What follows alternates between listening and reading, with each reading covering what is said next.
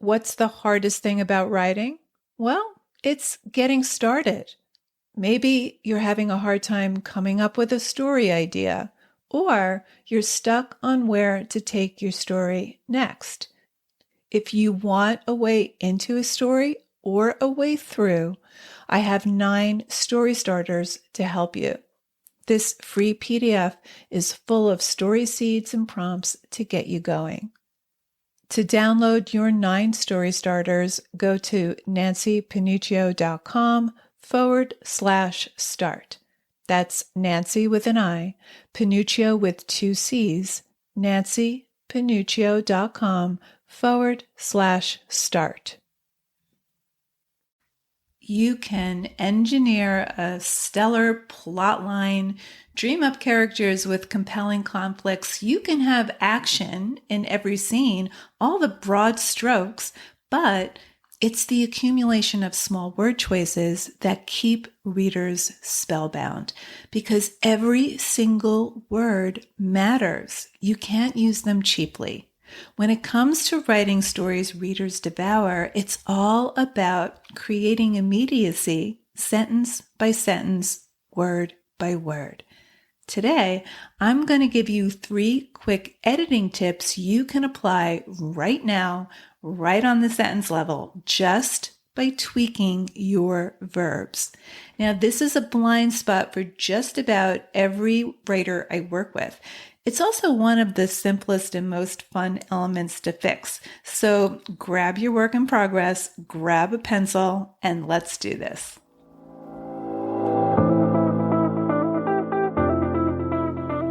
Writer Unleashed is for you, a writer who has a story you want to bring onto the page and into the hearts and minds of readers. I'm Nancy Panuccio, writer, editor, and writing coach. And each week, we'll explore techniques, mindsets, and inspiration for writing stories readers can't put down. Thanks for spending some time with me today. Now let's begin.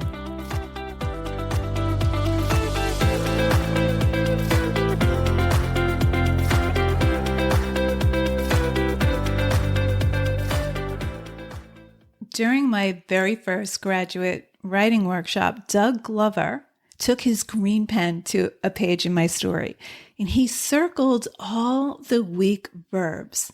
And then he connected the circles, creating this green spider web that spanned across the better part of the page. Now, it crushed me to learn that my story, which I'd worked on for years and had even been praised by previous teachers, was in actuality a bloat of lazy writing. But this green spider web elevated my writing on a profound level, because immediately after that workshop, I took my own pen to my pages only to find that spiders obliterated not just one page, but my entire story. My entire story was lazy. So I went to work sentence by sentence, word by word, until I banished every single spider web. This resulted in sculpted, more muscular and powerful writing. And the most surprising result? By getting granular sentence by sentence, word by word, by trimming and toning the sentences and all the flab, I discovered the story I had been trying to tell all along. Over the next several weeks, I revised that story not only on the sentence level, but thematically, emotionally, and structurally. And I deepened my characters with texture and complexity. Having that control over my own material changed everything about the way I write first drafts, the way I approach revision. It's the way I approach every new piece of writing. Lazy verbs afflict most stories in progress, but we can become more intentional about the verbs we choose. And it's the accumulated effects of those micro choices that make our story exciting to read. So here are my 3 tips.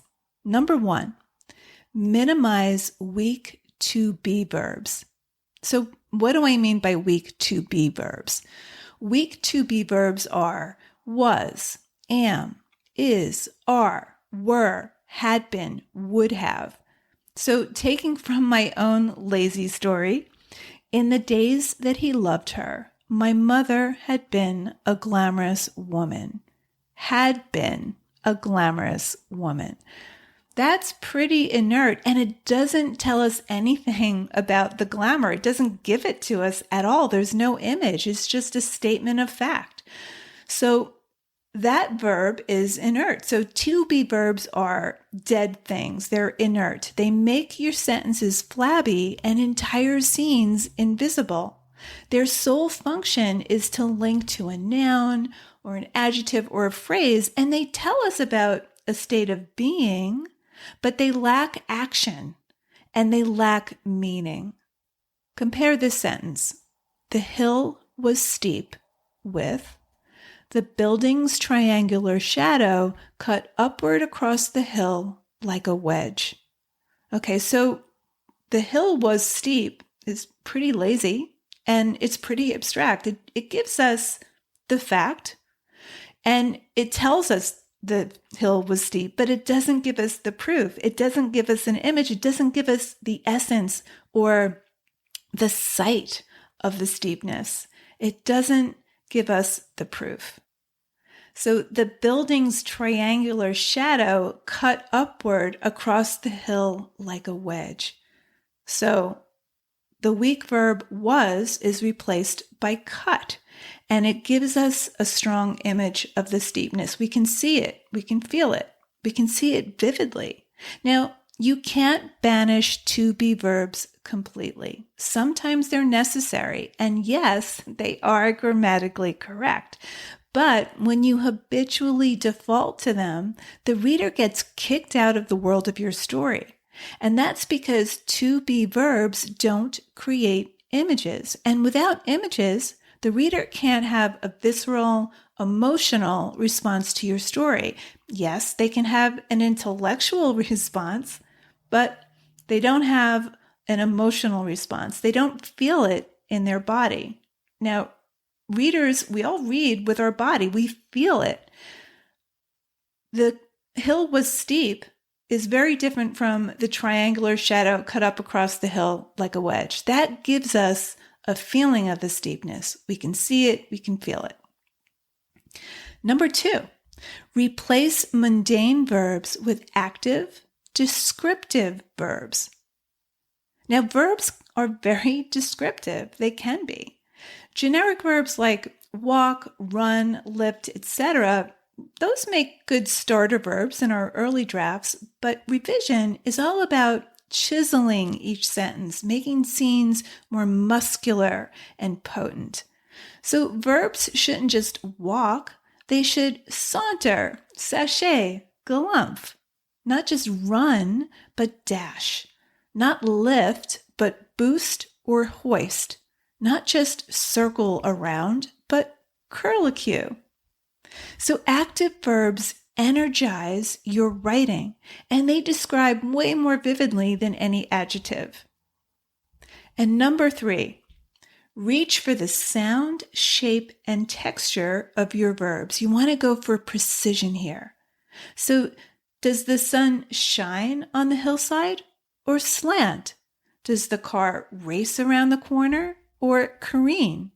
Do crickets chirp in the dusk or sizzle? Do her thoughts race or zoom? Does the downpour soak the street, or does it rake the asphalt and gurgle in the ruts? Okay, so here's what to do next. Take any passage from your work in progress.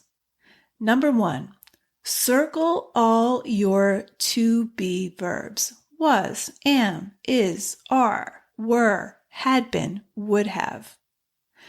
Number 2, rewrite your sentences to include active verbs. And number 3, do you have any generic verbs? Circle them. Generic verbs like walk, run, dance, etc. Okay, now replace them with something more precise. Reach for sounds, shapes, and textures. And just for kicks, add up your to be verbs. Remember, you can eliminate them completely. Then add up your active verbs. You should have a higher ratio of active verbs to those weak to be verbs. Thank you so much for listening to today's episode of Writer Unleashed. I hope these 3 editing tips help you write sentences that are more muscular, more concrete, more vivid, and more fun to write. Now, inside the Emerging Writers Academy opening this September, we'll have a course devoted solely to sentences. We're going to get real granular word by word so that you can bring action, conflict, and drama right on the sentence level. To learn more and to hop on the Academy waitlist, head on over to nancypanuccio.com/writer. nancypanuccio.com/writer. I'll see you next week, same time, same place. Till then, keep writing, and I'll talk to you soon.